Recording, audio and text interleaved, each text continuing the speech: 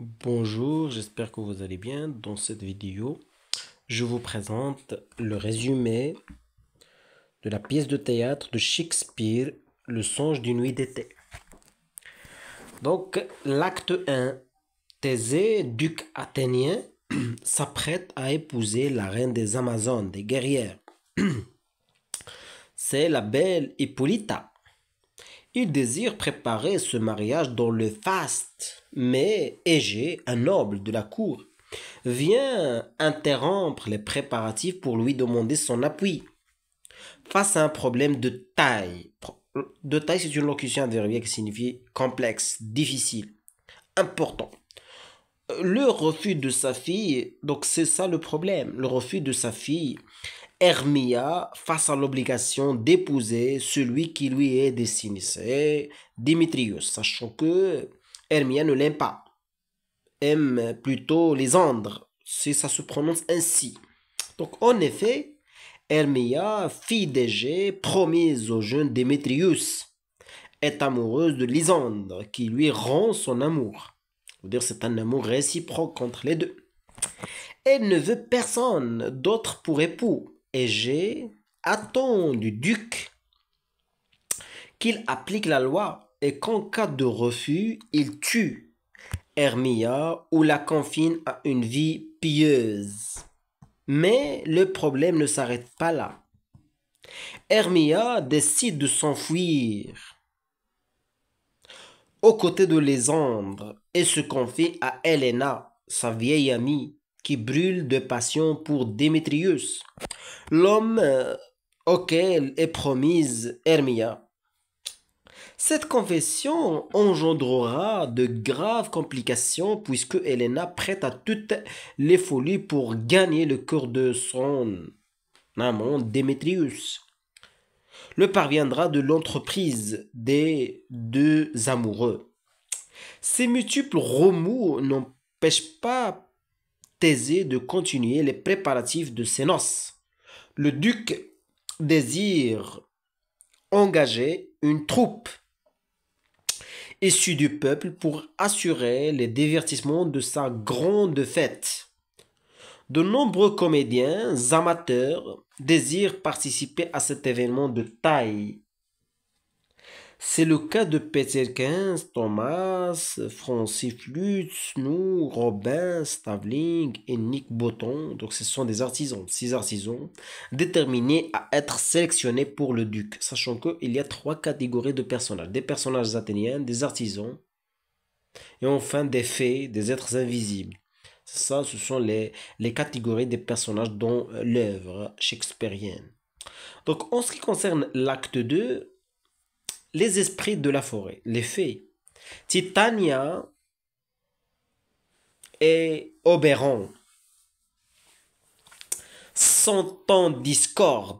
Le roi des fées est profondément jaloux de l'amour que la reine porte à son enfant mortel, adoptif que lui-même désire posséder. Vous voyez l'origine du problème.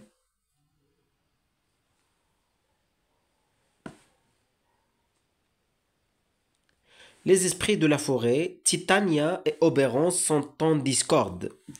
Le roi des fées est profondément jaloux de l'amour que la reine porte à son enfant mortel, adoptif, que lui-même désire posséder.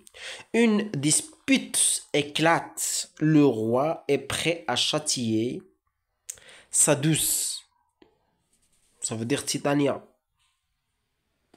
qui n'abandonnera pas l'enfant de gré. De gré, je sais pas comment. C'est une locution adjectivale, je pense.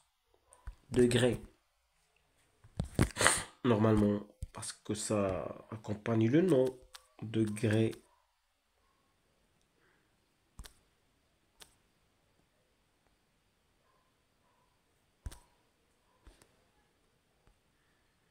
De gré.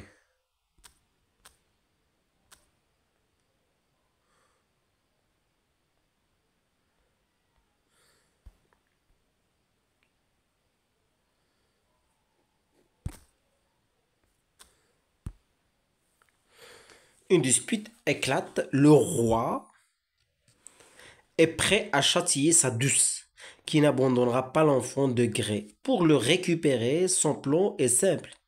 Déverser sur les yeux de Titania un filtre d'amour qui la rendra. Son plan, une dispute éclate. Le roi est prêt à châtier sa douce qui n'abandonnera pas l'enfant de gré. Pour le récupérer, son plan est simple. Déverser sur les yeux de Titania un filtre d'amour qui la rendra amoureuse du premier qu'elle rencontrera. Une fois sous l'emprise de l'amour, elle lui livrera l'enfant. Au même moment, Démétrius et Helena s'engagent dans la forêt. En el mismo momento, Démétrius et Helena s'engagent dans la forêt. Sachant que Helena aime Démétrius, mais Démétrius aime Hermia. Vous voyez, le jeune homme, c'était Robin, le jeune homme veut conquérir le cœur d'Herminia, alors qu'Helena tente de le retenir. Vous voyez, lui suppliant de l'aimer, même rien qu'un peu. Épions l'altercation, ça veut dire la controverse, le débat. Épions surveillant l'altercation entre les deux Athéniens, Oberon est profondément outré par l'attitude de Démétrius face à la belle Helena et désire faire subir au jeune homme le même sort que Titania, pour qu'Helena reçoive enfin l'amour et l'adoration qu'elle mérite. Voyez l'intervention de ces êtres invisibles, ces fées. Vous voyez, un roi Oberon est profondément outré par l'attitude de Démétrius face à la belle Helena qui souffre à cause de lui et désire faire donc subir au jeune homme, ça veut dire Démétrius, le même sort que Titania pour qu'Helena reçoive enfin l'amour et l'adoration qu'elle mérite. Vous voyez, les plans sont mis à exécution le soir même. Une fois endormie, Titania est ensorcelée.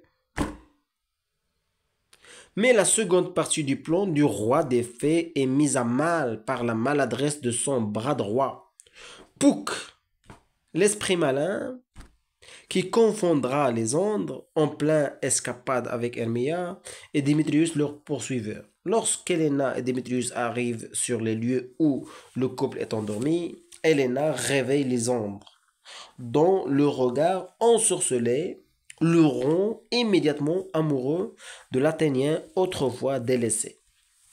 Vous voyez ce qu'il va arriver là-dessus. Les plans sont mis à exécution le soir. Une fois endormie, Titania est ensorcelée. Mais la seconde partie du plan du roi des fées est mise à mal par la maladresse de son bras droit Puck. Il est au service de ce roi. L'esprit malin qui confondra les andes, donc on a affaire à une confusion. Donc en plein escapade avec Herminia et Démétrius, leur poursuiveur. Donc on a le poursuiveur qui est bien sûr Démétrius, oui. Lorsque Helena et Démétrius arrivent, Démétrien, sur les lieux où le couple est endormi. Voilà. Helena réveille les ombres. Donc jusqu'à maintenant, c'est bien. Dans le regard ensorcelé, le rend les ombres. Voilà. Voilà le problème.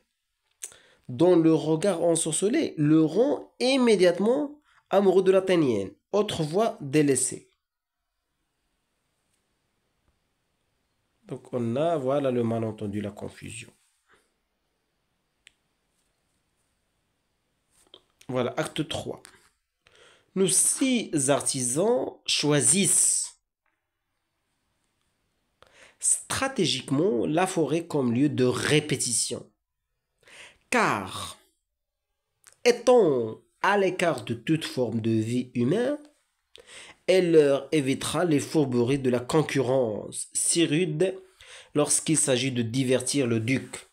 Les sujets de débat sont nombreux. Les difficultés de mise en scène sont presque insurmontables, mais les acteurs finissent par se mettre en mouvement, tentant d'incarner maladroitement leur rôle. Ils sont mauvais et l'un d'eux, Nick Bottom, est particulièrement arrogant, ce qui ne manque pas d'amuser Puck, qui le défigure en lui imposant une tête d'âne. Cette transfiguration ne manque pas d'effrayer les autres acteurs qui le fuient. Bottom se retrouve seul, hurle, montre qu'il est veillant et réveille l'exquise Titania qui, ensorcelée, tombe instantanément sous son charme.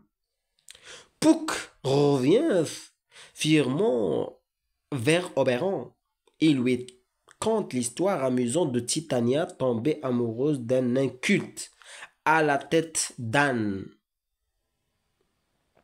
Il lui assure que l'Athénienne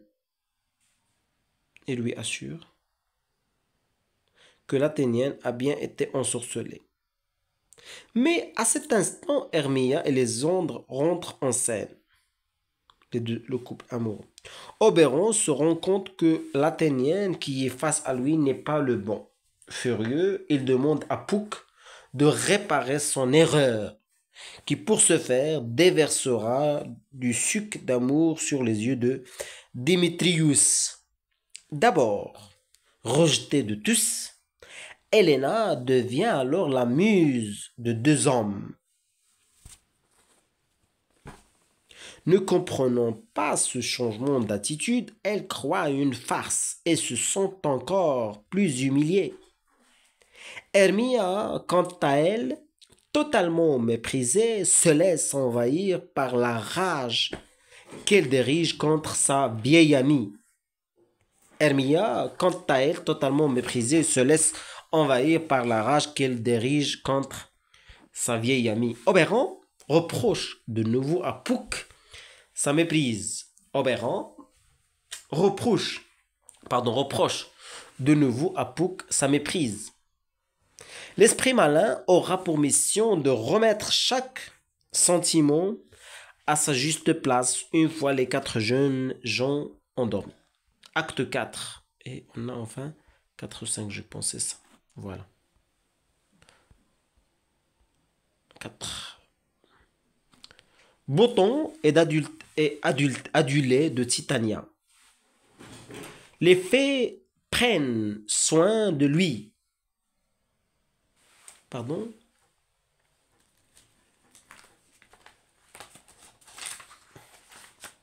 Pardon.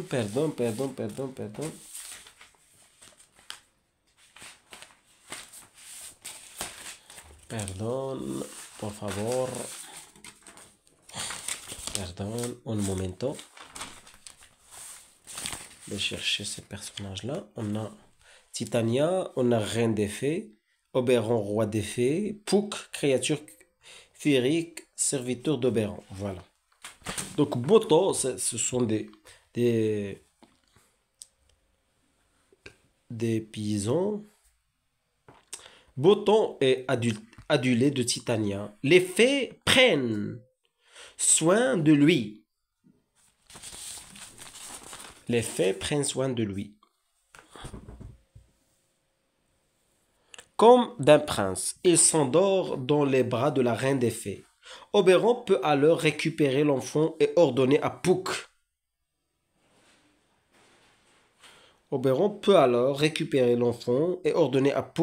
De lever le sortilège des yeux de Titania et la réveille pour qu'elle voie de qui elle est tombée amoureuse, puis demande à Puck de rendre à Boton son apparence originelle. Lorsque les quatre amoureux se réveillent, ils tentent d'expliquer leur présence au cœur de la forêt. Mais la situation n'est plus la même que lorsqu'ils y sont rentrés. Démétrius est fou d'Héléna, qui l'aime en retour. Quant à Lysandre, il a retrouvé ses esprits et rend son cœur à Hermia. Bothon se réveille seul. Bothon. Revenons à ce personnage, s'il vous plaît. Pardon un momento. Bothon. On a affaire à un unique Bothon. Tisserand, rôle dans la pièce. Pyram. Tisbé, français, flûte. La lune. Le mur, le lion, le lion. On a Bothon, tisserand, rôle dans la pièce. Voilà. Un artisan. Pardon, s'il vous plaît. On a dit, lorsque les quatre amoureux se réveillent, ils tentent d'expliquer leur présence au cœur de la forêt, mais la situation n'est plus la même que lorsqu'ils y sont entrés. Démétrius est fou d'Héléna, qu'il aime en retour. Quant à Lysandre, il a retrouvé ses esprits et rend son cœur à Hermia. Bothon se réveille seul. Il tente de se souvenir ses dernières mésaventures, mais un brouillard épais embrume ses pensées. Il sait malgré tout qu'il a vécu une expérience exceptionnelle qui dépasse l'intelligence humaine et se sont prêts à en parler dans une toute nouvelle pièce. Il lui reste désormais à retrouver les autres artisans pour la leur conter et à se rendre chez le duc. Donc, Bothon. Revenons, s'il vous plaît. Un prince, ils sont d'or. Donc, c'est Bothon qui se transforme en âne.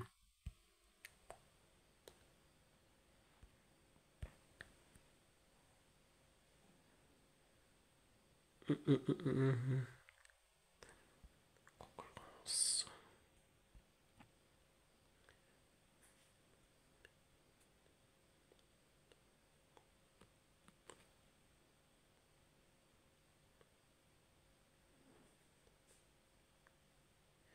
Puck, donc un serviteur. Puck qui le défigure en lui imposant une tête d'âne.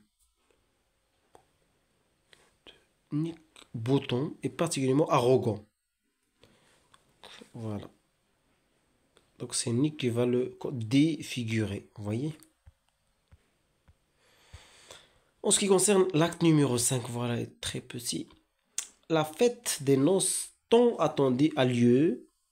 Malgré le retour peu élogieux à propos de la forme théâtrale conçue par les artisans, Thésée décide de les recevoir et de les laisser jouer. Lors de la représentation, les remarques fusent